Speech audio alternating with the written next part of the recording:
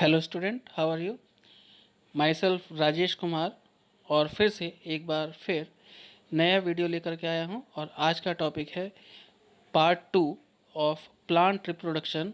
और इसमें मैं डिटेल नॉलेज आपको दूंगा माइक्रोस्पोरेंजियम और माइक्रोस्पोरोजेनेसिस प्रोसेस के बारे में।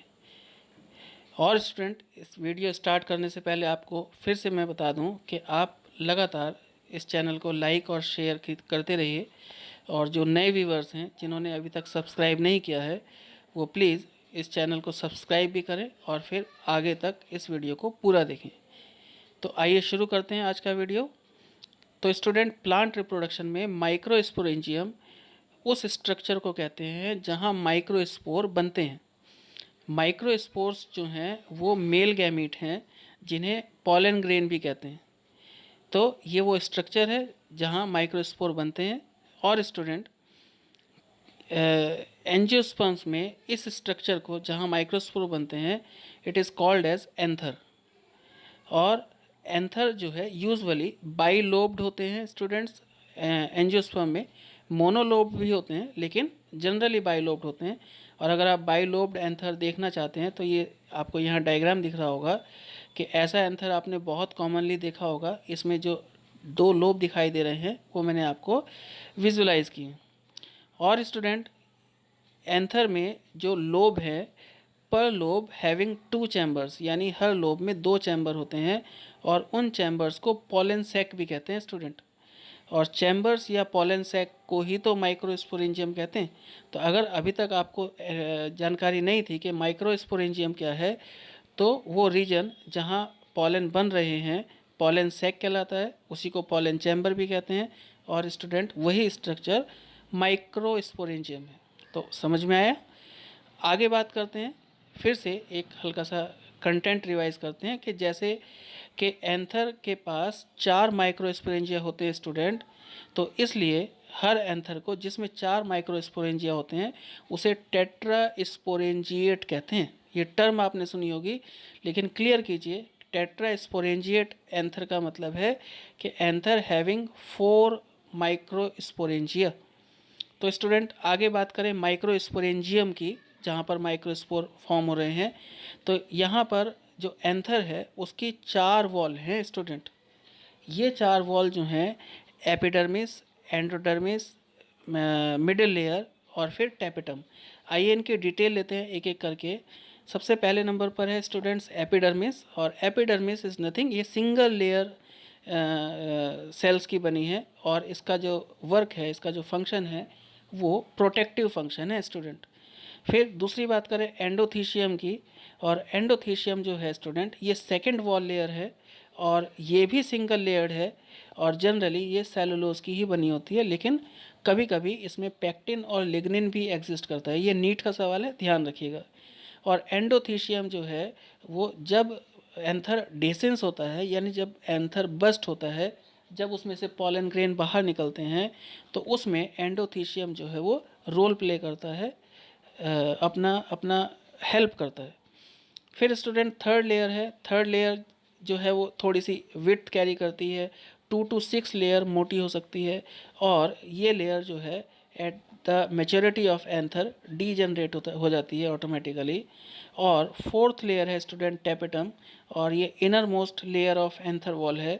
और it's surround the sporogenous tissue, यानी इसके चारों तरफ स्पोरोजिनस टिश्यू भरा रहता है। और यहाँ जो सेल्स हैं टैपेटम की, वो मल्टी न्यूक्लिएटेड हैं और न्यूट्रिटिव इन फंक्शन है। स्टूडेंट, अगर बात करें टैपेटम सेल्स की, तो टैपेटम सेल्स जो हैं इनमें कुछ यूबिश बॉडीज़ पाई जाती हैं। ये एक स्पेशलाइज्ड स्ट्रक्चर है। और ये यूबिश बॉडी जो हैं ये हेल्प करती हैं in the ornamentation of the microspore wall, यानी माइक्रोस्पोर वॉल के ऊपर कुछ चिपक जाती है, कुछ मटेरियल चिपका देती हैं। और ये जो मटेरियल चिपकाती हैं इन्हें कहते हैं हम स्पोरोपोलेनिन। स्पोरोपोलेनिन एक कंपाउंड है, सिक्रेटेड बाय द यूबिश बॉडी है स्टूडेंट्स।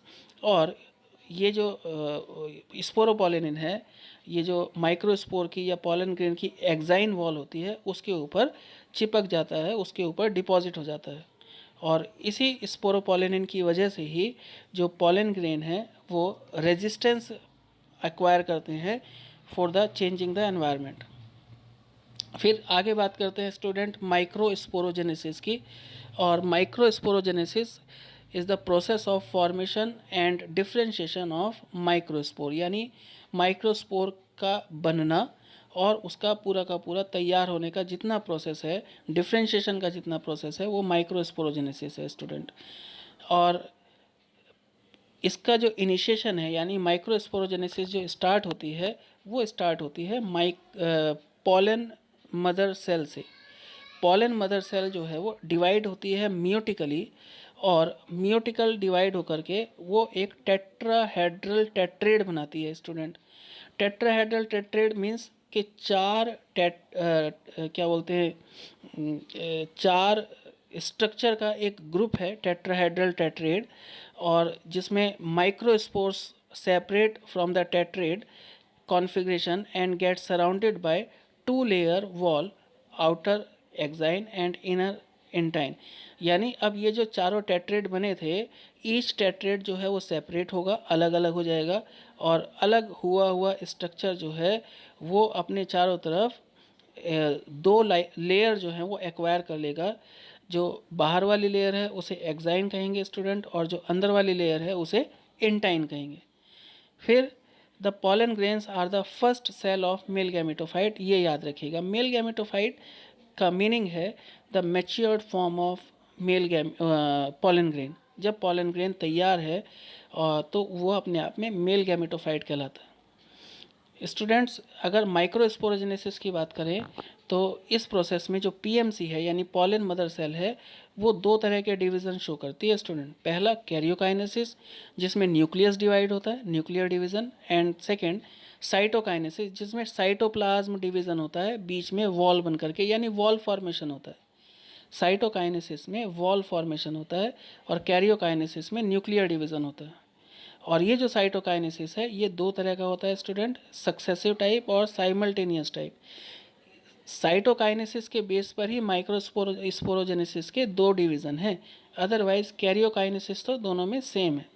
अब बात करें सक्सेसिव टाइप की स्टूडेंट, तो पहली बात तो यह है कि सक्सेसिव टाइप जो है वो मोस्ट कॉमन प्रोसेस है मोनोकॉट में, और इसमें बोथ यानी मियोटिक 1 एंड 2 दोनों nuclear division are followed by the wall formation, यानी वॉल फॉर्मेशन भी लगातार होगा और मियोटिक 1 और 2 डिवीज़न के तुरंत बाद होगा। फिर बाय दिस प्रोसेस जो टेट्रेड फॉर्म होगा वो टेट्रेड आइसोबाइलेटरल टाइप का होगा। ये याद रखने की बात है, ये सब नीट के लिए line to line important content है स्टूडेंट। फिर वॉल फॉर्मेशन इज़ सेंट्रीपिटल, यानी जब वॉल बनेंगी तो वो सेंटर से बननी स्टार्ट होंगी और पेरीफेरी तक बनती जाएंगी, यानी डिवीज़न जो साइटोप्लाज्म का होगा वो सेंटर से पेरीफेरी का होगा। और स्टूडेंट फिर साइमल्टेनियस की बात करें तो ऑब्वियस सी बात है, वो मोनोकॉट में कॉमन था तो ये डाइकॉट में कॉमन प्रोसेस है साइमल्टेनियस टाइप। और स्टूडेंट इसमें न्यूक्लियर डिवीज़न जो है वो वॉल फॉर्मेशन के थ्रू फॉलो नहीं होता। फिर स्टूडेंट साइमल्टेनियस टाइप में जो न्यूक्लियर डिवीज़न है leads to the formation of tetrahedral tetrad. उसमें आइसोबाइलेटरल बने थे, इसमें टेट्राहेड्रल बने हैं। 12th में बोर्ड में एग्ज़ाम में इस तरह से आपको शॉर्ट नोट लिखने को आएंगे, तो आपके लिए ये चार चार पॉइंट बहुत इंपॉर्टेंट है। यहाँ से आप इनके स्क्रीनशॉट खींच करके लर्न भी कर सकते हैं स्टूडेंट। फिर आगे बात करें कि वॉल फॉर्मेशन जो है इसमें सेंट्रीपिटल टाइप है स्टूडेंट, यानी पेरीफेरी से सेंटर की तरफ। उसमें कैसी थी, उसमें सेंटर से पेरीफेरी की तरफ थी, तो याद रखिएगा। फिर स्टूडेंट जो टेट्राहेड्रल माइक्रोस्पोर हैं वो या पॉलन ग्रेन है, ये मोस्ट कॉमन इन एंजियोस्पर्म है, ये आप याद रखिएगा। फिर अगर हम बात करें पॉलन ग्रेन के स्टूडेंट, तो पॉलन ग्रेन जो हैं पॉलन सैक में डेवलप होने वाले स्ट्रक्चर हैं, और जब ये डेवलप हो रहे होते हैं तो इसमें मिडिल लेयर और टेपिटम जो है वो कंज्यूम हो जाती है, यानी उसका इस्तेमाल कर लेता है पॉलन ग्रेन डेवलपमेंट के दौरान।